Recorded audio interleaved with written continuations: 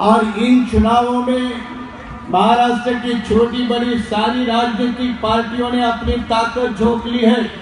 और हमें खुशी की बात है कि मुसलमान महाराष्ट्र के आबादी का 15-16% आबादी का हिस्सा होने के कारण आज तक लीडरशिप के अलावा इधर उधर धक्के खाकर कांग्रेस बीजेपी के दूसरे पार्टियों में जाकर मार खा रहा था, वो सारा मुसलमान आज एमआईएम के माध्यम से इकट्ठा हो रहा है। ये बड़ी खुशी की बात है। लेकिन एक बात हम ध्यान में रख ले, इस देश का मुसलमान अकेला कितना भी इकट्ठा हो, इस देश का दलित अकेला अपना कितना भी इकट्ठा हो, इस देश का 9% आदिवासी अपने आप में कितना भी इकट्ठा हो, वो यहाँ की ब्राह्मणवादी ताकतों को परास्त नहीं कर सकता, उनको चुनावी जंग में हरा नहीं सकता।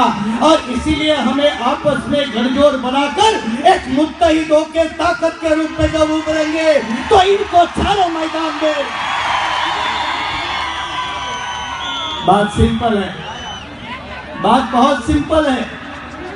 इस देश में कोई पिछले 50 साल से पीट रहा है और इस देश में कोई 5000 साल से पीट रहा है। 5000 साल से कौन पीट रहा है ये आप अच्छी तरह से जानते हैं।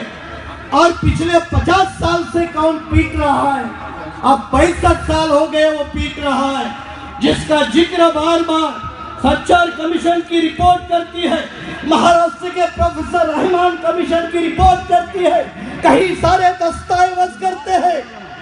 तो क्यों ना पिछले 50,000 साल से पीटा हुआ आदमी और पिछले 65 साल से पीटा हुआ आदमी दोनों मिलके इकट्ठे होकर जो हमारी पिटाई करता है उसकी एक बार तो पिटाई करे, यह उसका जवाब होना चाहिए।